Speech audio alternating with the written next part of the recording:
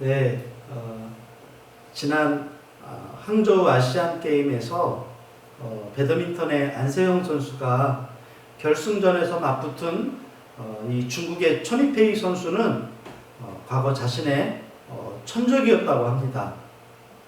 그러나 이 경기에서 천이페이를 꺾고 금메달을 딴 이 안세영 선수는 이 경기 중간에 오른쪽 무릎 근처에 힘줄이 파열되는 그 부상에도 불구하고 아픔을 참으면서 마침내 승리하게 되었습니다.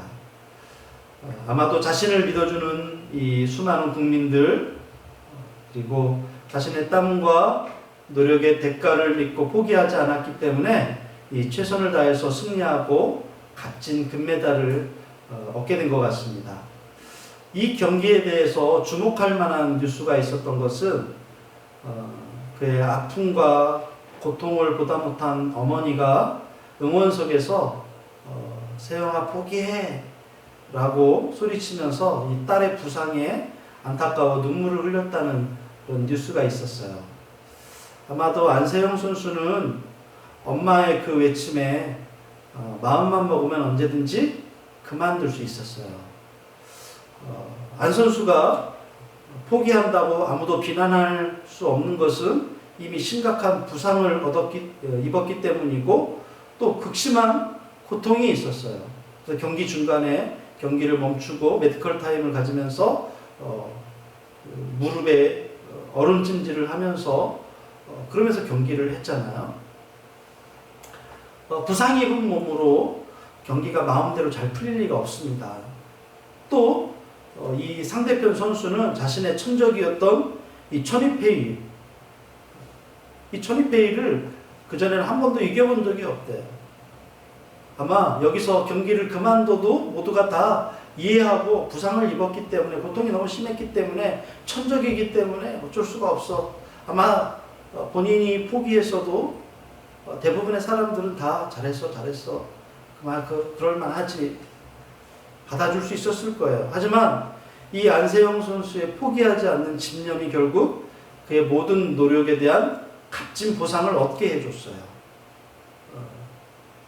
정말 보는 국민들 모두가 다 정말 감격하고 야 정말 대단하다 아마 이런 칭찬을 했던 것 같아요. 오늘 우리가 사는 이 현실도 이런 스포츠 경기에 못지않은 힘들고 고통스러운 일들이 다 있습니다. 마음먹은 대로 결과가 나오지 않고 온갖 불리한 여건들이 있기 때문에 언제든지 포기하고 싶은 그런 상황들이 있어요. 그리고 이런 일들은 일상생활뿐만 아니라 우리의 신앙의 영역에서도 얼마든지 있습니다. 아니 나 좋으라고 신앙생활 하는 건데 왜 그렇게 힘쓰면서 그렇게 애쓰면서 이렇게 예수 믿어야 되는 거야? 이런 의문이 들 때가 있어요. 그러나 성경은 우리가 선물로 얻은 이 구원은 굉장히 소중한 것이라고 말씀하고 있습니다. 나를 위해서 십자가에서 피 흘려 죽으신 예수 그리스도로 말미암아 우리는 믿음으로 영원한 하나님 나라의 백성이 되었어요. 이 세상에서도 하나님의 자녀로 영광과 축복을 누리며 우리가 살게 되었어요. 뿐만 아니라 우리 모두가 앞으로 가게 될 영원한 하나님 나라의 초소, 새로운 성, 새 예루살렘이 예비되어 있다라고 성경은 말씀해 주고 있어요. 이 세상에서 누리고 경험하는 것도 소중한 것이 많이 있지만 주님이 준비하신 그곳은 그 무엇과도 바꿀 수가 없죠. 그래서 우리는 이 세상에 주목하지 않고 저 영원한 세상을 믿음으로 바라보며 살아가고 있는 거예요. 오늘 말씀은 왜 우리가 왜 영원한 하나님 나라를 소망하며 살아야 하는지에 대해서 이야기하고 있고 또 믿음의 선진들이 살았던 이 삶의 본을 따라 살도록 우리에게 권면해주고 있죠. 오늘 우리가 짧은 15절과 16절 말씀을 읽었어요. 자, 그렇다면 오늘 이 믿음의 선진들이 살았던 이 삶의 방법은 뭘까요? 첫 번째는 믿음으로 사는 사람들은 뒤로 물러서지 않고 앞으로 나아가는 자들이라는 거예요. 다시 한번 믿음으로 사는 사람들은 뒤로 물러서지 않고 앞으로 나아가는 사람들이에요. 여러분 아까도 얘기했지만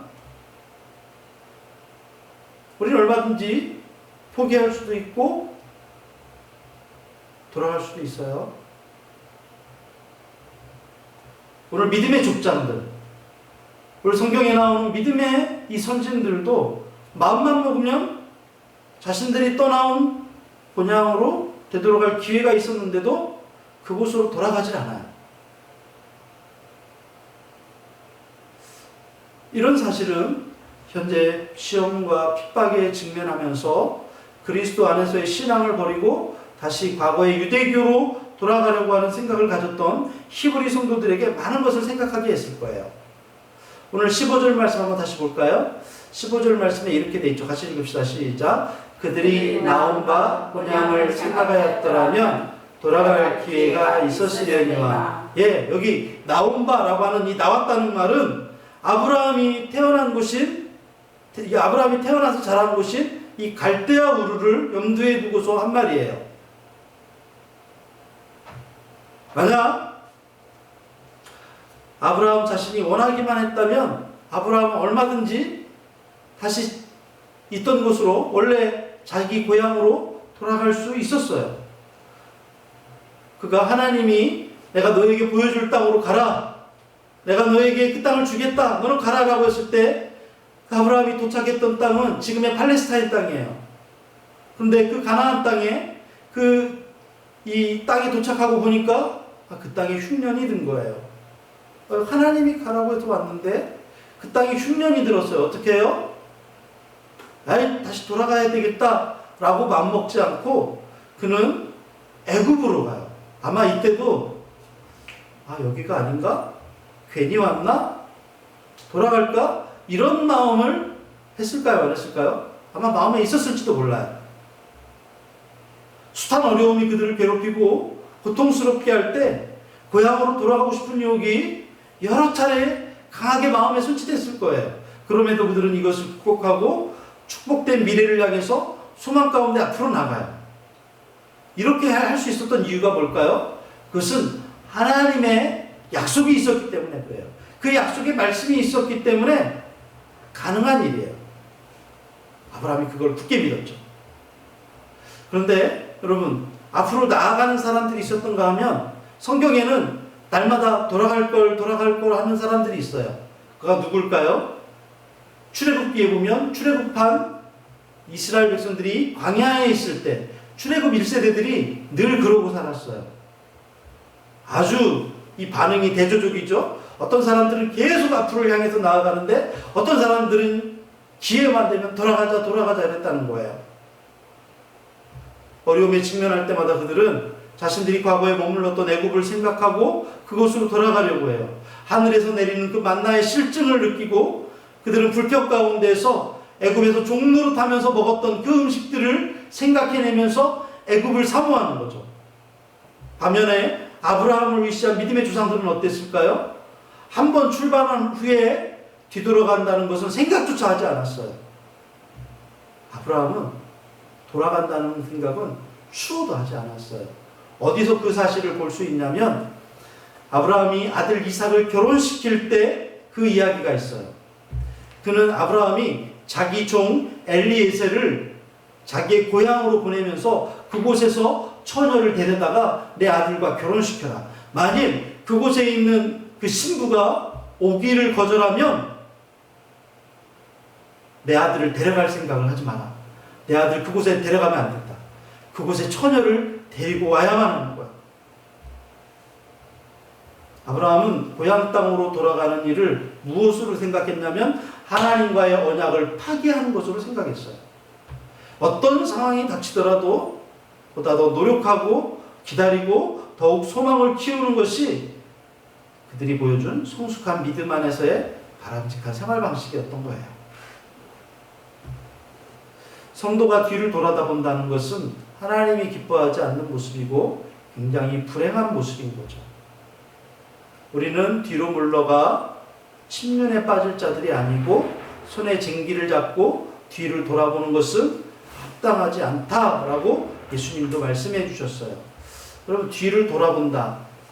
우리 인생에 뒤를 돌아보는 여유가 필요해요. 이런 얘기들을 많이 듣잖아요. 내 삶의 발자취를 돌아보는 그런 잠깐의 그런 모습이 필요해요. 여러분, 뒤를 돌아본다는 말은 지금 성경에서 나오는 그 의미와 지금 제가 말하는 의미는 다른 거예요. 성경에서 뒤를 돌아본다는 것은 왔던 길을 그리워하고 다시 옛날로 후퇴해가는 걸, 이걸 돌아본다는 것이고요. 우리가 인생의 뒤를 돌아보며 정리하고 그리고 다시금 앞으로 나아가기 위해서 뒤를 돌아본다는 것은, 그것은 바람직한 일이에요. 우리가 언어상의 이 의미를 잘 파악해야 돼요. 그러니까 과거를 회상하면서 우리가 앞으로 나아가기 위해서 이 회상한다는 것은 좋은 일이에요. 그런데 지금 성경에서 말하는 뒤돌아본다는 것은 그리워하고 그것으로 돌아가기 위해서 망설이고 그것으로 돌아가려고 준비하는 그런 상황을 말하는 거예요. 그것은 안 된다는 거예요. 소돔과 고모라가 심판을 당할 때 하나님께서 천사들을 통해서 롯의 가족을 구원하기로 작정하셨어요. 롯이 머뭇거리고 있으니까 롯과 그의 가족들을 손을 붙잡아서 성 밖으로 이끌어냈어요. 그리고서는 저기 보이는 저 소알까지 너희들은 뒤돌아보지 말고 가야 된다. 그때 롯의 가족들이 하나님의 진노와 심판이 임박한 것을 알고 소알 땅으로 피하고 있을 때 하늘에서 엄청난 불이 내려와서 그 소돔 땅을 완전히 살라버린 거예요. 그런데 문제가 생겼어요. 그곳으로 도망하는 와중에 롯의 아내가 뒤를 돌아본 거예요. 하나님은 뒤를 돌아보지 말라고 그랬는데 뒤를 돌아본 거죠. 그리고 롯의 아내는 소금 기둥이 되고 말았어요. 여러분, 성도는 우리가 예수 믿는다라고 하는 것은 이미 돌아올 수 없는 강을 건넜기 때문에 결코 되돌아갈 수 없음을 우리가 알아야 돼요. 그럼 어떻게 해야 돼요? 지금 힘든데, 지금 어려운데 소망과 인내심을 키우면서 좀 더 앞으로 나아가기 위해 노력해야 돼요. 자꾸 뒤돌아보고 옛것으로 돌아가려고 하는 그것들은, 그런 모습은 믿음이 없음에 대해서 스스로 얘기하는 것과 다른 거 없어요. 여러분, 우리를 한번 생각해봐요. 우리 자신을 생각해봐요. 돈이 없고 상황이 너무 나쁘고 난 할 수 있는 것도 별로 없고 남들보다도 뛰어나지 못하다고 느낄 때가 있어요. 그럴 때마다 우리에게는 자괴감이 들고 내 자존감은 더욱 바닥을 치죠. 이럴 때 우리는 어떡합니까? 움츠러들고 남들과 비교하고 하나님 믿어도 별거 없네, 이런 생각이 들지 않습니까? 그래서 믿음도 신앙도 지금껏 누리며 살아왔던 모든 것들이 하찮게 느껴져요. 그런데 이게 바로 믿음의 열매일까요? 이게 바로 신앙의 태도일까요? 아니죠. 우리가 굳이 믿음과 연결시켜 생각하려 하지 않더라도 우리가 예수 믿고 믿음으로 살고 있는 이 모든 순간이 다 신앙생활이고 믿음과 결부된 거예요. 쉽게 얘기하면 내가 예수 믿고 난 이후에 밥 먹고 화장실 가고 씻고 화장하고 옷 입고 이런 소소한 일상생활부터 모든 것들이 다 신앙생활이라는 거예요. 교회 와서 찬송 부르고 기도하고 말씀 들을 예배 시간만 신앙생활이 아니에요.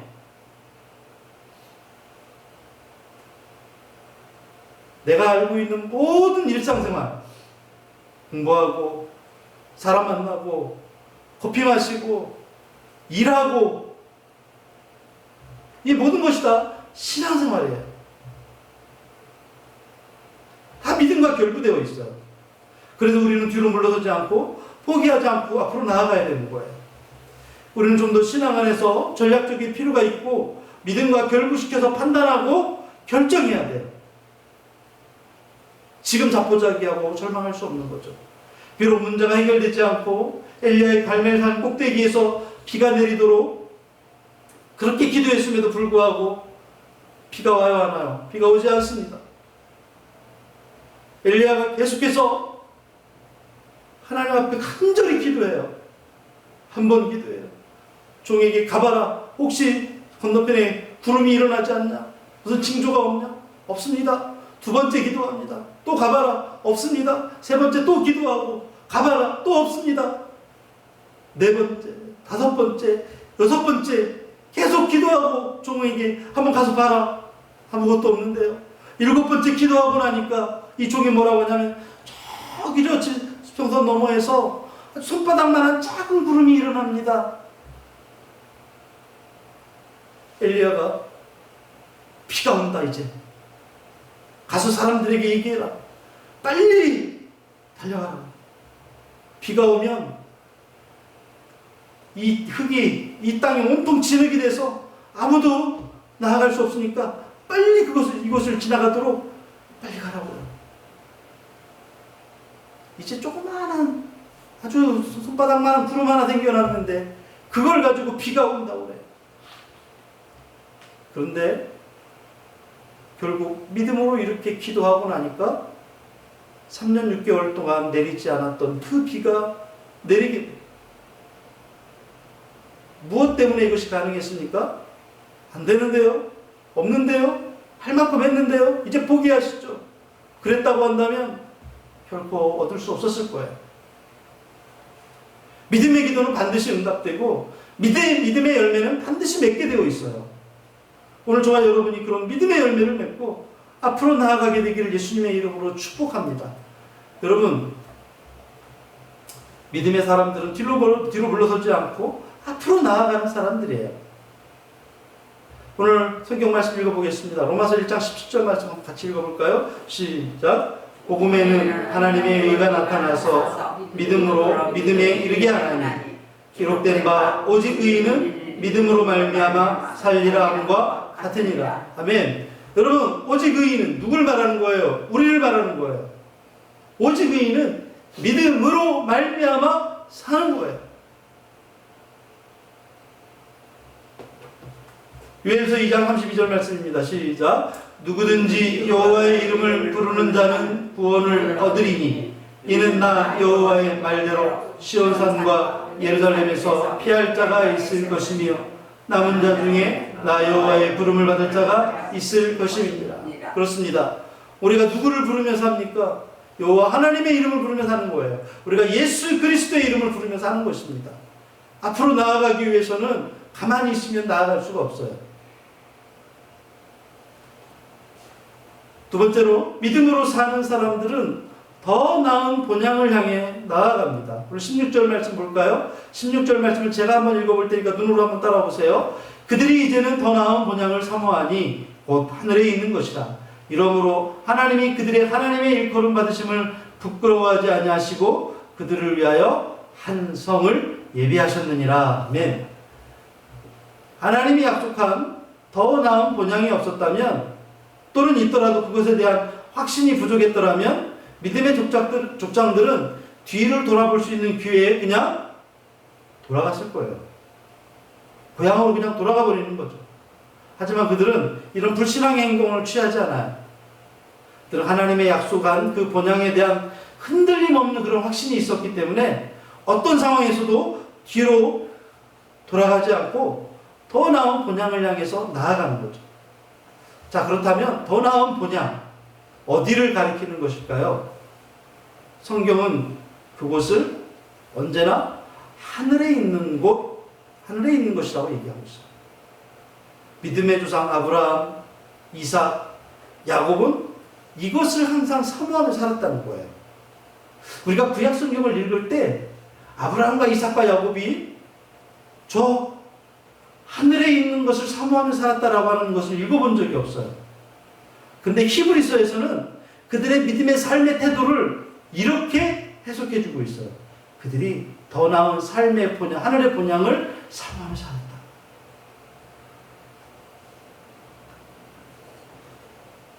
이들은 하나님과 함께 거하는 하늘의 본향에 대한 그 믿음의 열정을 가지고 살았다는 뜻이에요.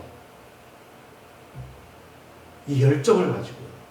그럼 이 열정의 근원이 뭘까요? 아까도 얘기했는데 이 열정의 근원이 바로 하나님이 약속한 그 말씀이에요. 그 말씀 때문에 열정을 품었다는 거예요. 우리가 이 땅에 머무는 기간은 너무 짧아요. 이사야 선지자는 우리 인생을 뭐라고 얘기했냐면 들의 풀과 꽃과 같대요. 여러분 이제 가을이에요. 조금 있으면 더 추워져요. 풀도 떨어지고 꽃도 지고요. 이제 말라 비틀어진 건초만 남을 거예요. 우리 인생이 이렇게 짧대. 심지어 야고보 사도는 뭐라고 얘기했냐면 우리 인생은 아침 안개와 같다. 아침에 안개가 자욱하게 꼈는데 오늘은 날씨가 아주 엉망일 것 같아. 웬걸요? 한낮에 되면 안개가 다 사라져버려요. 햇빛이 쨍쨍하죠. 우리 인생이 이렇게 짧대요. 심지어는 배틀의 북과 같대요. 북이 뭔지 아시죠? 그 싹 왔다 갔다 하는 거. 눈 깜짝할 사이에 날씨를 가지고 휙 지나가요. 배틀의 북과 같대요.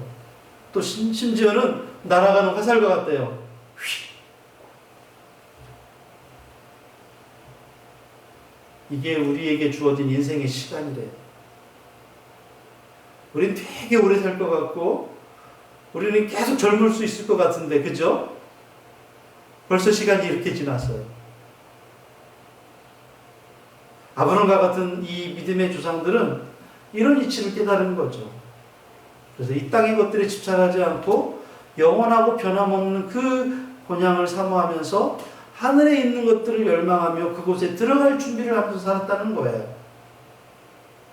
이 믿음의 결과가 뭐예요? 16절 하반절에 보면 깜짝 놀랄 말씀이 있는데 그게 뭐였냐면 이러므로 하나님이 그들의 하나님이라 일컬음 받으심을 부끄러워하지 아니하시고 그들을 위하여 한 성을 예비하셨느니라. 첫째는 하나님께서 믿음의 족장들의 하나님으로 일컬음 받기를 부끄러워하지 않으셨다는 거예요. 성경에는 나는 너희의 하나님이 되고 너희는 내 백성이 될 것이다 라고 하는 말씀이 있어요. 이렇게 말씀하신 이유는 바로 그들의 본향을 향한 흔들림 없는 그 태도와 강인한 목적의식 때문이라는 거죠. 그래서 하나님은 항상 자신을 소개할 때 어떻게 얘기하냐면 나는 아브라함의 하나님, 이삭의 하나님, 야곱의 하나님 이렇게 자신을 소개하는 거예요. 하나님이 이렇게 자신을 소개하면서 기뻐하셨다는 거예요.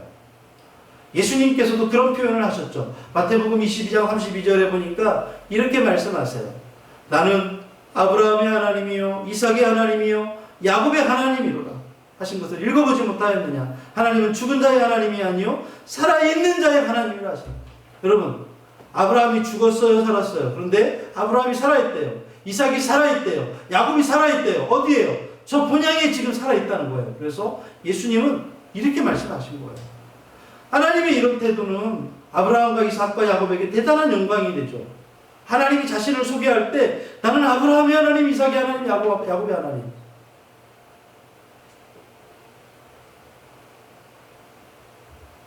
하나님 자신이 누구를 자랑스럽게 생각하는 거예요? 아브라함, 이삭, 야곱 이들을 자랑스럽게 생각하는 거잖아요. 오늘 그렇다면 오늘 우리에게도 동일한 거예요. 나는 영민이의 하나님, 예언이의 하나님, 영재의 하나님 이렇게 하나님 자신을 소개한다는 거예요. 우리 믿음의 삶의 결과를 하나님은 이렇게 받아들이시면서 우리를 향해서 자랑스러워하시다는 거예요. 대단한 영광인 거죠. 이 땅에 살면서 세상에 얽매이거나 물들지 않고 천국 본향을 향해 흔들림 없는 목적의식으로 전진해가는 자들을 믿음의 족장들이 가지고 있는 그 영예를 동일하게 소망할 수 있는 것이 바로 우리의 특권인 거예요. 이 믿음의 조상들이 그랬던 것처럼 우리도 그렇게 살 수 있다는 거죠. 두 번째는 흔들림 없는 믿음의 삶의 두 번째 결과는 하나님께서 그들을 위해서 한 성을 예비해 두신다는 거예요. 한 성. 한 성이 아니고 한 성. 그 성이 뭐냐? 이 성은 어떤 의미가 있냐면 우리가 저 하나님이 예비하신 그 성을 향해서 흔들림 없는 믿음으로 나아가는 것이 헛되지 않다는 것을 증명해주는 이유가 바로 이 한 성에 있다는 거예요. 하나님은 이 영원한 본향을 사모하는 자들을 위해서 이것을 마련하시고 준비해 두셨다는 거죠. 근데 하나님이 친히 준비하신 이 한 성은 예수님이 요한복음 14장에서 말씀하셨던 자기를 쫓는 제자들에게 뭐라고 얘기하시면 내가 거처를 예비하겠다 그랬거든요. 같이 읽어볼까요? 요한복음 14장 2절 시작. 내 아버지 집에 거할 곳이 많도다. 그렇지 않으면 너희에게 일렀으리라. 내가 너희를 위하여 거처를 예비하러 가노니. 네, 거할 곳, 거처. 거할 곳과 거처라고 얘기해 주셨어요. 이 약속이 예수님 안에서 성취되는 거예요. 우리가 자꾸 이 땅에서의 하나님 나라 얘기하니까 저 천국에 대해서 우리가 자꾸 생각을 안 하려고 하는데요. 예수님께서 여러분 부자와 나사로의 비유를 말씀하시는 중에 어떤 이야기가 나오냐면 아브라함이 있는 곳에 대해서 얘기를 해주세요. 아브라함이 누구를 안고 있었죠? 거지 나사로를 안고 있었어요. 근데 그 안고 있었던 곳이 어디예요?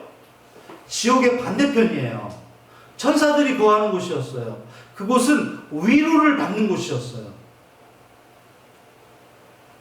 이런 성경의 증거를 보면 지금 우리가 살고 있는 이곳과 하나님 예비하신 저 본향, 한 성,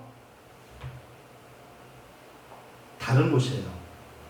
그런데 이 성이라고 하는 이곳은 우리 인생이라고 하는 순례길을 마친 성도들이 위로받고 안식하는 특별한 장소라는 거죠.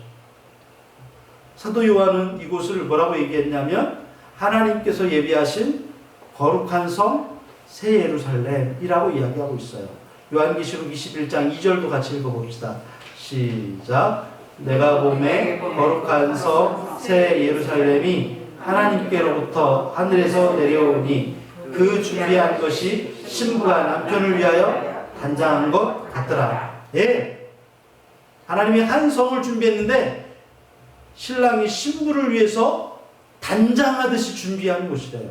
아름답게 꾸몄다는 곳이죠. 하나님 아브라함의 후손들을 위해서 이 성을 예비하셨고 이 성에는 예수 그리스도를 영접한 사람들이 들어간다는 거예요. 오늘 이 땅에서 수많은 믿음의 선배들이 고난을 견디고 심지어는 구차하게 풀려나기를 거절하면서 믿음으로 살아갔던 이유가 있어요. 저와 여러분도 이 세상에서 인내하며 믿음으로 하나님 나라를 바라보며 사는 이유도 영원한 본향 때문이에요.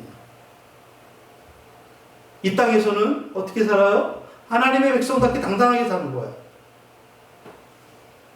하나님이 주신 축복과 기쁨으로 살아가는 거예요.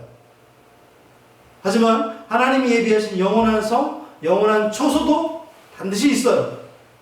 그것을 우리가 소망하며 하나님이 맡겨주신 사명과 소명을 이루며 살아가는 거예요.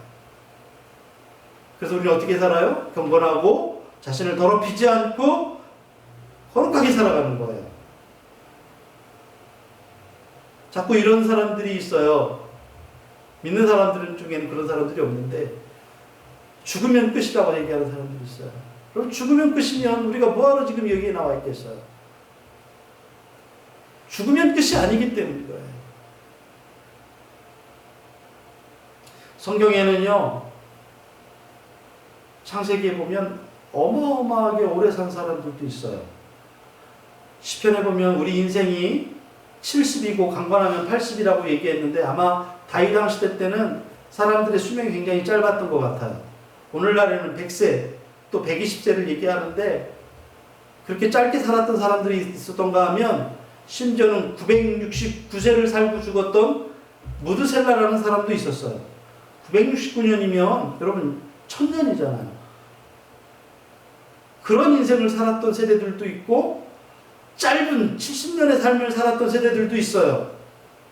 그런데 이 모든 것은 하나님 앞에서 보면 1000년을 살든 70년을 살든 이것은 배틀의 북과 같고 날아가는 화살과 같고 아침 안개와 같으며 들의 풀과 꽃과 같은 짧은 인생인 거예요.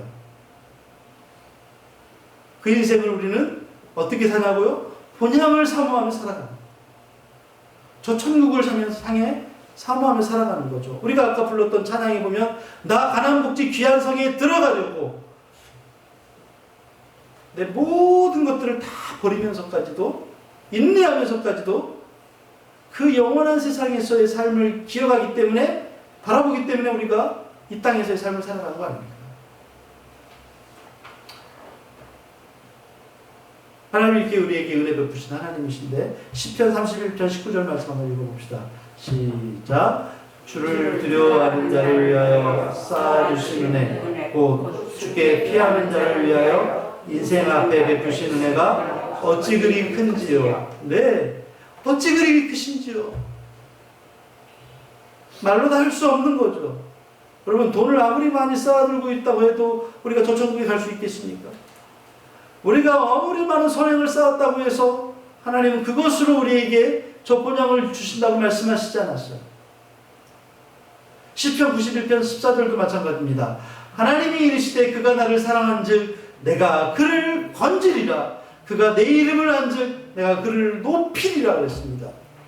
우리를 건지시고 높이시는 방법이 뭐예요? 저 영원한 본향에 우리를 인도하시는 거예요. 사도행전 10장 35절 말씀 같이 읽겠습니다. 시작. 각 나라 중 하나님을 경외하며 의를 행하는 사람은 다 받으시는 줄 깨달았도다. 네, 이스라엘 사람들이요, 유대인들만 구원받아야 되는데 왜 비유대인들, 우리 아브라함의 후손이 아닌 다른 사람들에게도 왜 복음을 전하냐라고 했을 때 베드로가 얘기해요. 내가 복음을 전했더니 우리도 막 받았던 그 성령의 은혜처럼 그들도 성령의 은혜 받더라. 그들도 방언하더라. 그래서 세례를 줬다. 그랬더니 사람들이 이구동성으로 뭐라고 얘기하냐면, 각 나라 중에 하나님을 경외하며 의를 행하는 사람은 하나님이 다 받으시는구나. 네, 그래서 우리가 아브라함의 후손이 아닌데도 불구하고, 우린 단군의 자손이라고 하는데도 불구하고, 우리는 예수 믿으면 다 하나님이 받으시기 때문에 우리가 이렇게 하나님 나라의 백성으로서 예배하고 하나님을 경외하며 예수님을 믿는 거예요. 말씀을 마무리하겠습니다. 여러분, 아까 제가 처음 얘기했던 안세용 선수도요, 자신을 응원해주는 국민들의 그 성원과 또 자신의 땀과 노력의 값진 대가를 믿고, 그리고 부상의 여파 가운데서도 끝까지 그 게임을 했기 때문에 결국에는 승리하고 값진 금메달을 열매로 얻을 수 있었어요. 이 땅에서도 수많은 사람들이 자신이 투자하고 힘을 쏟은 것에 대한 결과물을 얻고 살고 있어요. 하물며 믿음으로 세상을 바라보며 하늘의 본향을 향해 나아가는 사람들은 어떠해야 될까요? 뒤로 물러서지 않고 앞으로 나아가야 되겠죠. 그리고 더 나은 본향을 향해서 나아가야 됩니다. 아브라함도 이삭도 야곱과 요셉도 수많은 믿음의 선진들이 그러한 삶을 살아내며 승리했어요.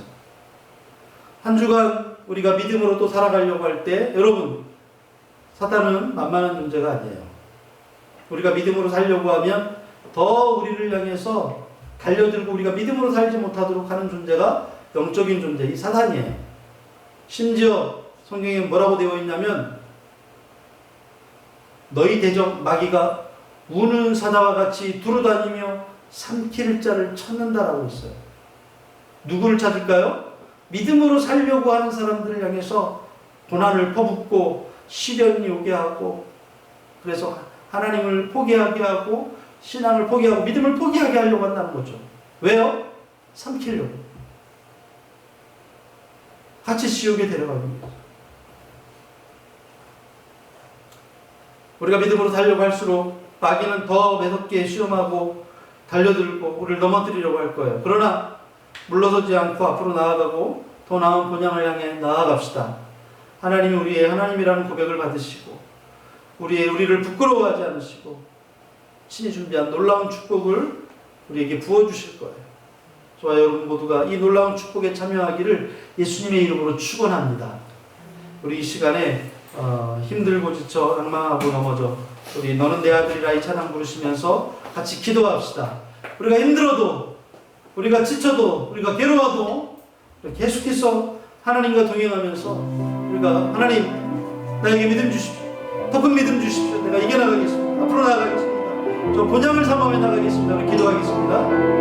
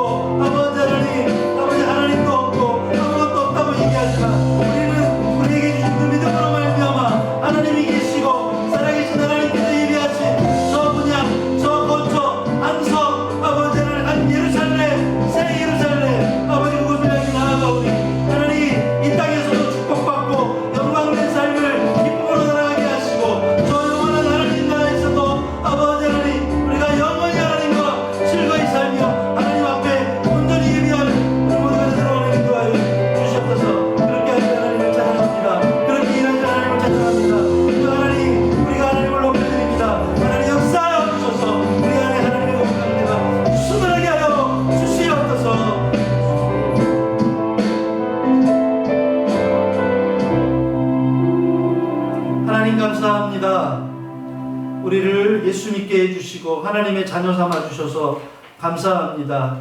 이 어려운 세상, 이 힘든 세상, 이 전쟁이 난무하고 테러가 난무하고 하나님 무슨 일이 일어날지 도무지 알지 못하는 이 격변하는 세상 가운데에서 하나님 오늘도 눈동자처럼 지켜주시고 보호하여 주심을 감사합니다. 하나님 원하옵기는 이 믿음이 없는 세상에서 하나님 우리가 믿음 포기하지 않고 계속해서 믿음 붙잡고 하나님 나라 소망하며 살아갈 수 있는 힘과 그리고 믿음과 그리고 우리에게 확실한 목적의식을 허락하여 주셔서 하나님 쓰러지지 않게 하시고 뒤로 물러가 좌절하지 않게 하여 주시옵소서. 세상의 사람들도 목적의식을 갖고 포기하지 않고 살아가는데 우리는 더욱더 그렇게 믿음으로 살기를 원합니다. 하나님 우리가 가진 것도 없고 지식도 없고 부족한 것 투성이 있지만 우리에겐 주님밖에 없습니다. 주님 함께하여 주셔서 세상을 이겨나갈 수 있도록 담대하도록 도와주시옵소서. 아버지 하나님 오늘도 귀한 영을 주님 앞에 올려드렸습니다. 복 내려주시옵시고 하나님 가정마다 축복되게 하여 주시옵소서. 예수님의 이름으로 간절히 기도하옵나이다. 아멘.